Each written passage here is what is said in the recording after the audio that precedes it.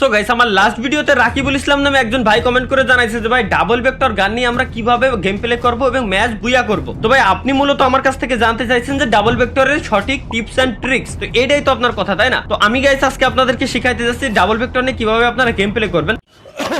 So guys, কেমন আছেন সবাই? আশা করি সবাই ভালো আছেন। তো গাইস আজকে এখন আমি আপনাদেরকে শিখাইতে যাচ্ছি যে ডাবল ভেক্টর নিয়ে আপনারা কিভাবে গেম প্লে করবেন আপনাদের কোশ্চেন অনুযায়ী। তো দেখতে পাচ্ছেন যে আমি এখানে ডাবল ভেক্টর পাইছি, আর ডাবল ভেক্টর আমি যখনই পাইছি দেখতে পাচ্ছেন নিচে আমার প্রচুর পরিমাণে এনিমি, এবং এনিমিগুলা একে অপরের উপরে আক্রমণাত্মক আক্রমণ চালাচ্ছে, ঠিক আছে? তো আমি এখন কি করব, আমি এই জায়গা থেকে এনিমির থেকে একটু দূরত্ব বজায় রাখবো, কিন্তু আমি দূরত্ব বজায় রাখতে পারলাম না, কারণ আমার এই জায়গায় কিমৃতি কামড় দেওয়ার সাথে সাথে আমি এনিমির কাছে চলে যাচ্ছি, দেখতেই পারছেন। তো আমি এখন কি করব, সামনে একটা ব্যাগ আছে এবং আমি ব্যাগটা নেব, ব্যাগটা আমি এখানে নিয়ে নিলাম, এবং আমার যতদূর মনে আছে এবং আমি দেখতে পাচ্ছি আমার সামনে এনিমি আছে। তো আমি এখন কি করব, ক্যারেক্টার স্কিলটা সাইডে দেবো, কারণ এই জায়গায় আমার পিছনেও এনিমি আক্রমণ করছে। এখন আমি ডাবল ভেক্টরটা নেব এবং মারা খেয়ে চলে আসবো, কারণ দুইটা এনিমির সাথে ডাবল ভেক্টর দিয়ে আমি কোনোদিনও পারবো না। তো তাহলে কি হলো, আমি কেন এতক্ষণ কথা বললাম আমি নিজেও জানি না যে আমি কেন শর্টে গেছিলাম। যদিও বা আমি এখন মরে গেছি, আপনারা এখন অনেকে হাসতেছেন এটা দেখে, কি লাভ ভাই, মরে তো যাওয়াই লাগছে, তাহলে এটা বাদ, এটাই করতে যাচ্ছিলাম মূলত। তো গাইস, যেমনটা আমি বলতেছিলাম আপনাদেরকে যে গেম প্লে যখন আপনারা করবেন এই ডাবল ভেক্টর দিয়ে, আপনাদের টার্গেট থাকতে হবে যে একেবারে ক্লোজ রেঞ্জে।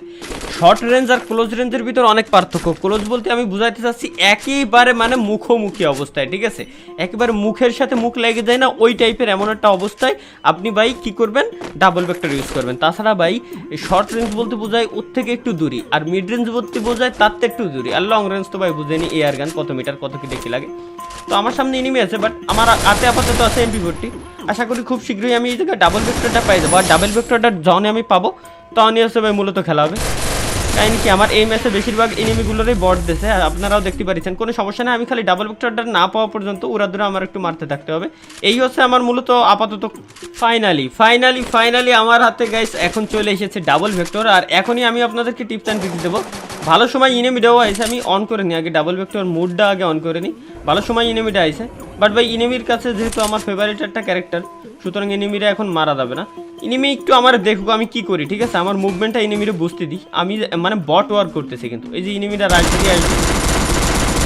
আচ্ছা, ওর সাথে যেহেতু ফার্স্ট শটে পারলাম না, তো দেখতে পারছেন আমি যখন ভাই একেবারে ক্লোজে ছিলাম, ক্লোজে থাকা অবস্থায় 4-5 করে ড্যামেজ দিয়েছে, কিন্তু যখন লংয়ে আইসি 0 ড্যামেজ শো করেছে।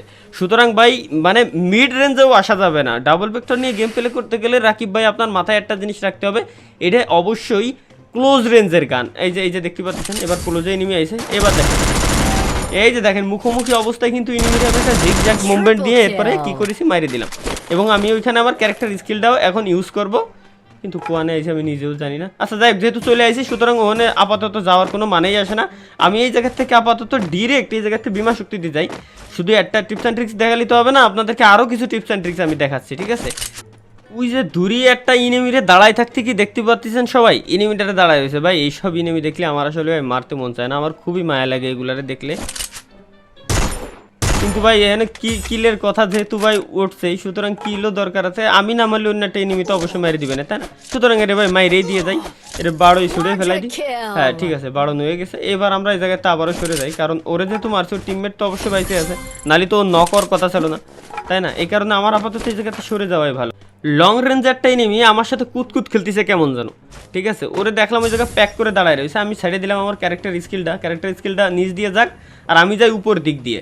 এতে করে কি হবে, আমার দুই সাইডেতে একটা ব্যাকআপ পাবো, যেহেতু আমি একা আইসি ষোলোতে। এবার জাম্প করে একটা শট, আরে বাবা রে, এর যে শটটা দিলাম আজকে সারা রাত ধরেও ভাববে, সারাদিন ধরেও ভাববে, আগামী 1-2 সপ্তাহ পর্যন্ত ভাববে যে কিভাবে এই শটটা আমি খেলাম, মানে ইনিমিটা ওই কীভাবে ওই শটটা খেলো, ওই সারাদিন রাত 24 ঘন্টা ধরে ভাবতে থাকবে ওই জিনিসটা, ঠিক আছে? ওর কি কিন্তু ঘুমই আসবে না।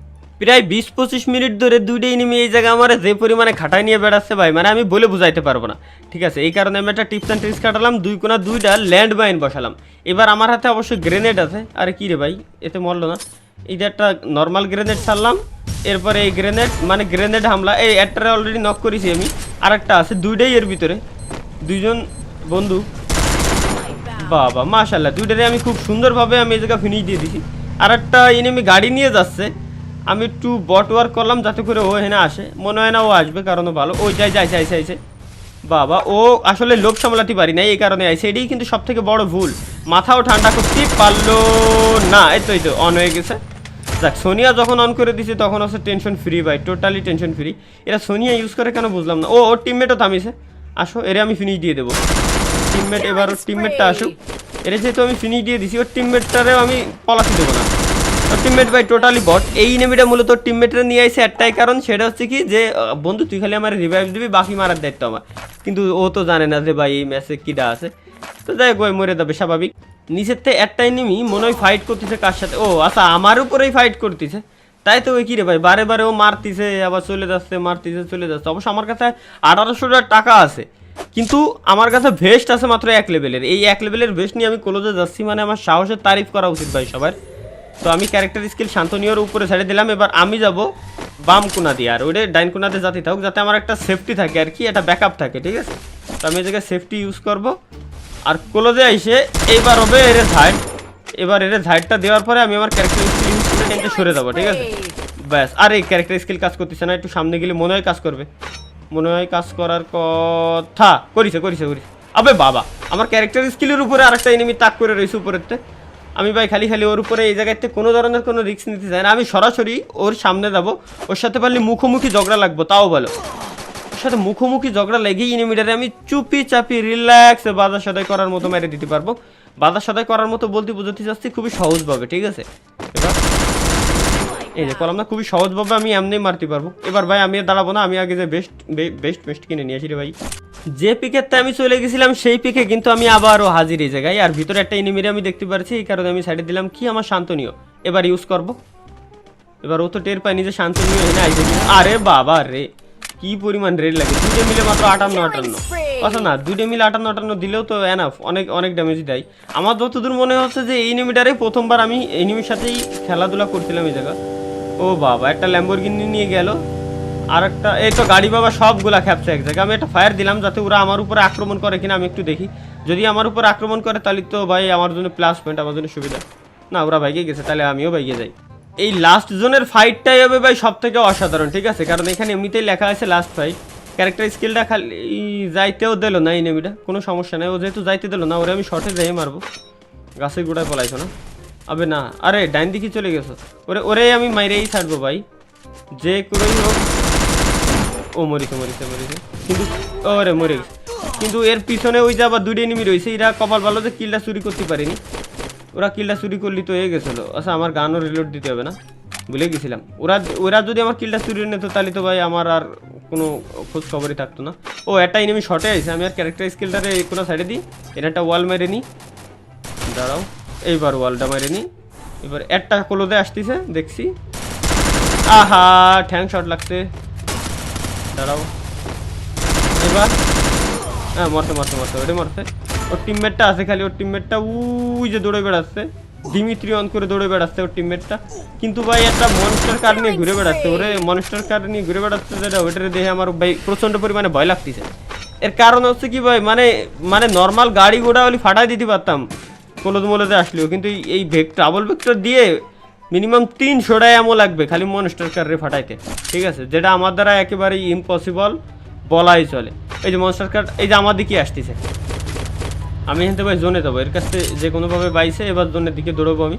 আচ্ছা আমি মেজের ভিতর দিয়ে দেন হচ্ছে জোনের ভিতরে যাব, কারণ যদি মেজের বাইরে দিয়ে যাই, বাইরে এনিমি থাকলে আমার উপর আক্রমণ করতে পারে, ম্যাচটা আমি বুইয়া নাও পেতে পারি।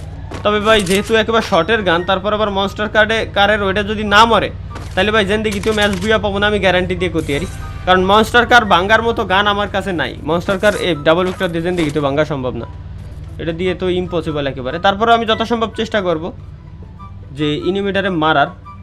আশা করি এনতে জোনটা নাই। ও ওই যে সামনে একটা ইনিমি আছে, আমি একটা কাজ করতে পারি, আমি আমার ক্যারেক্টার স্কিলটা ইনিমির ঠিক নাক বরাবর সাইডে দিতে পারি, এরপর রিল্যাক্সেন একটু ওয়েট করতে পারি। ক্যারেক্টার স্কিলটা যাওয়া মাত্রই ইনিমির কাছে আমি যাবো, এবার তো পাই।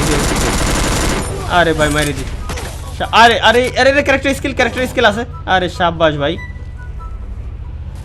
এই ব্রেনটুক যদি এই আইকিউটা যদি এমন না কাটাতাম তাহলে তো ভাই আমি এখনই গেছিলাম। আচ্ছা টোটাল 3টে নিবি, আমি একটা, মনস্টার কারে একটা, আর আমার সামনে একটা, মানে এরা 2টে মিলে আমার উপরে লাগিছে। এই যে কলাম না, 2টে মিলে আমার উপরেই লাগিছে। আবে আবে আবে আবে আবে আবে আবে বাবা, এটা দুইটা মিলে আমার উপরে আক্রমণ চালাচ্ছে আমার যত দূর সম্ভব, মানে যত দ্রুত সম্ভব। এই যে কম না যে ডাবল ব্যাগটা দেয় না ভাই, কোনোদিনও সম্ভব না। যত দ্রুত সম্ভব আমার ভাই সামনে সিঙ্গেল যেটা রয়েছে, আর কি রে অন্যের সমস্যা নাকি গ্লিচ খাই আল্লাহ গাড়ি ওর মরে কে। যত দ্রুত সম্ভব আগে আমি এডারে মারবো, ঠিক আছে? আমার সামনে যেটা সিঙ্গেল যেটা এডারে যদি মারতে পারি তাহলে হয়ে গেল। যে গাড়ি আবার আইছে দ্রুত দ্রুত। আবে ভাই শিট, এই দাও এই দাও আল্লাহ, এ গাড়ির চাকার তলতে চলে আসলো, এর কিচ্ছু হলো না। আর গাড়ি আমারে এক কোনায় গুঁতো মারলো আর আমি উঠে চলে গেলাম ভাই, বুঝলাম না ব্যাপারটা। তো যাই গেছে এইটাই, ওই দাও ওই আল্লাহ কি রে আল্লাহ, এই গাড়ির সাথে কুতকুত খেলতেছে আর আমার গাড়ি আমার শোয়া লাগছে, সাথে সাথে আমি মরে গেলাম। আরে ভাই তুই গাড়িতে নাম নাইমে একটা শর্ট দে, ইজি ভেঙে যাবে গাড়িটা। শর্ট দিলি ওই যে সাপ ভাই, তুই ওটার মার, আমি চাই যে তুই ওটারে মারি দে, এই গাড়ি বাবার মারি দে, ওর উপরে মেজাজ খারাপ আছে। আল্লাহ আবে ভাই ও গোরদানি অনটাপ অনটাপ খেলতিছে, আরে আল্লাহ কোন জায়গা পড়লাম আমি। জায়গায় সেই ছিল হচ্ছে আমাদের আজকে ডাবল ভেক্টরের tips and tricks. Tips and ট্রিক্সটা কেমন লাগছে অবশ্যই কমেন্টে জানাতে ভুলবেন না। তো এরকম টিপস অ্যান্ড ট্রিক্স চাইলে আপনারাও কমেন্ট করতে পারেন, কোনো সমস্যা নেই। আমি দারুণ আমি জানি যে ভাই আমি ভালো ভালো টিপস অ্যান্ড ট্রিক্স খেয়েই পাই, এগুলো আমার তারিফ করে লাভ নেই। আরে সাবাস neo ninja thank you, neon ninja thank you, অসংখ্য ধন্যবাদ ওই মালটারে মারার জন্য, গাড়ি বাবা কোথাতে মারার জন্য। তো ধন্যবাদ গাইস আপনাদেরকেও এতক্ষণ ভিডিওতে সাথে থাকার জন্য। বাই বাই, টেক কেয়ার, আল্লাহ হাফেজ।